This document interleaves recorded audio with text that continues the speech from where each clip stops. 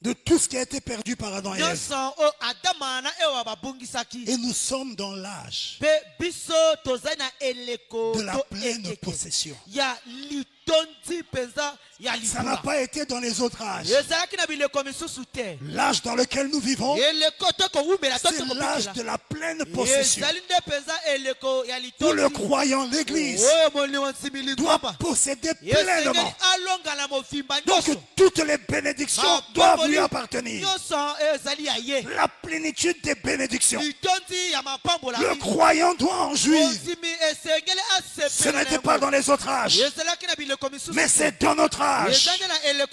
L'Église est appelée à posséder tout ce qui appartient à Christ. Toutes les bénédictions. Pourquoi?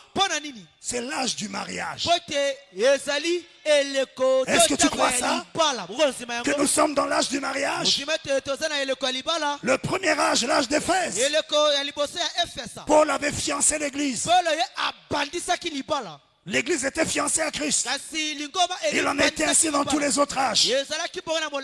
Mais la fiancée ne possède pas tout ce que l'homme a. C'est pourquoi quelque part je cesse de répéter, je ne cesse de le dire. Le frère doit déjà se préparer pour la dot qui chez nous en Afrique au Congo coûte cher. Vous n'êtes pas encore marié, quoi que vous soyez fiancé.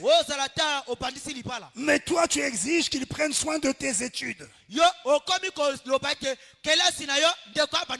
te nourrisse, qu'il t'habille.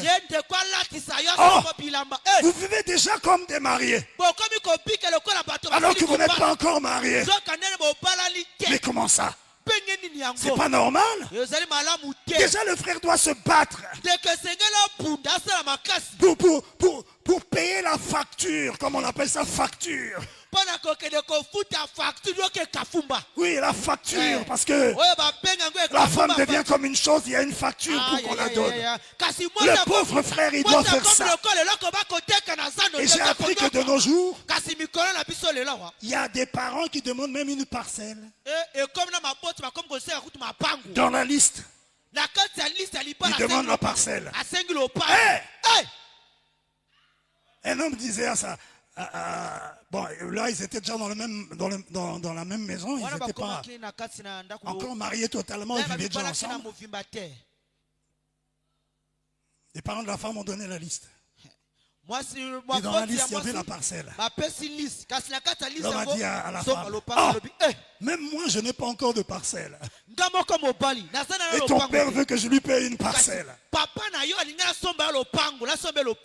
Papa qui aide des frères, les frères papa. Les dots, ce n'est pas des moyens de vous enrichir. Ne faites pas ça. Malheureusement, ces habitudes-là entrent dans l'église.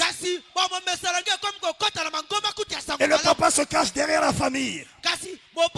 Non, mais c'est pas moi, mais c'est un tel. C'est toi le père.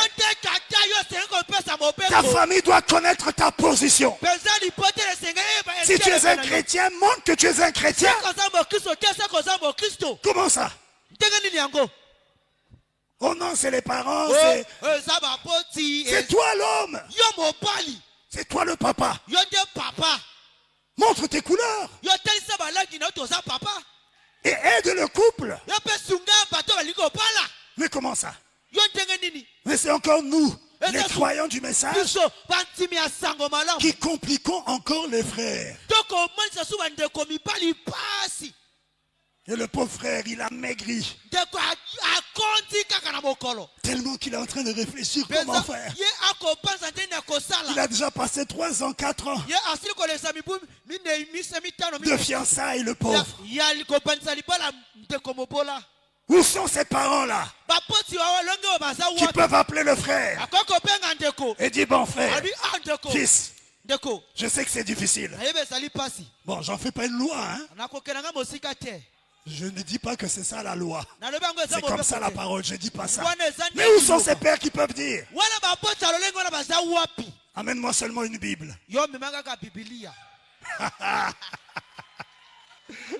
Et je donne mon accord. Oh non, mais pasteur, mais il n'est pas seul, c'est la famille. C'est le mariage coutumier, c'est le mariage entre familles. C'est vrai.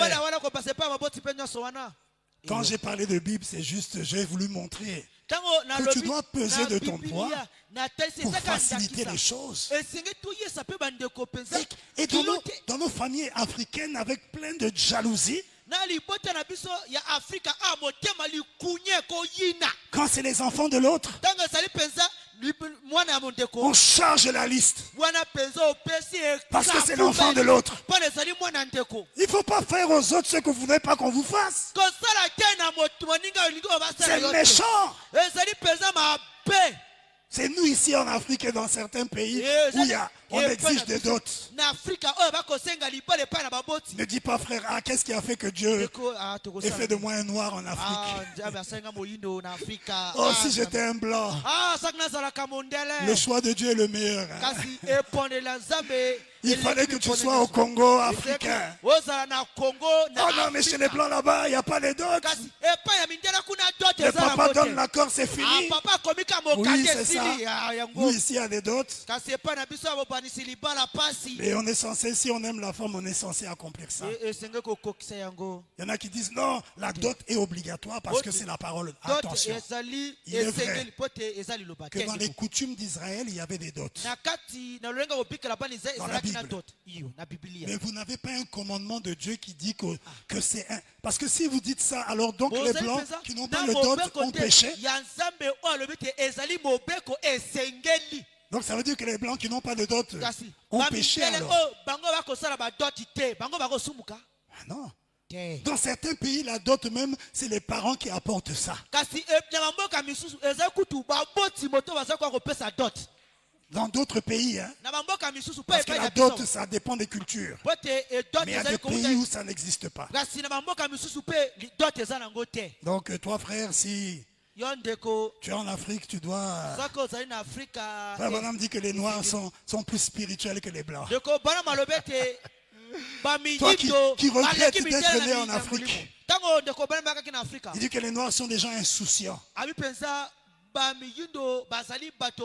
Mais comme on aime imiter les blancs,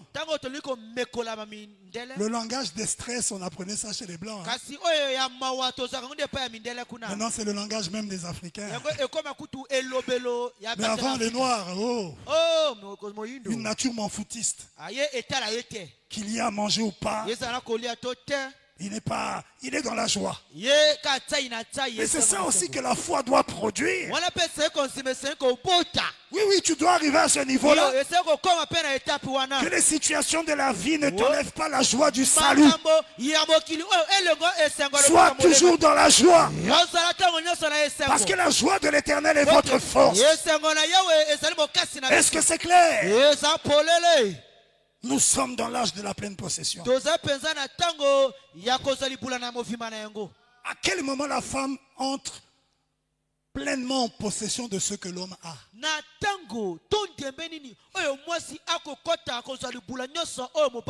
C'est quand elle devient l'épouse de cet homme. Par une cérémonie de mariage, elle devient sa femme, alors elle entre dans une pleine possession. Frère Branham parle de Rebecca. Isaac devait hériter d'Abraham lorsqu'il devait se marier avec Rebecca. Il a hérité de tout ce qu'avait Abraham. Et Rebecca, en se mariant à Isaac, a hérité de tout ce qu'avait Isaac. Est-ce que c'est clair? Elle est entrée dans une pleine possession au travers du mariage. Elle est entrée dans une pleine possession de tout ce que possédait Isaac. Et Isaac est le type de Christ. Toi et moi, nous sommes l'épouse. Par les liens du mariage avec Christ, nous entrons dans une pleine possession de ce que Christ a. Tout ce qu'il a est à nous. Est-ce que tu dis Amen?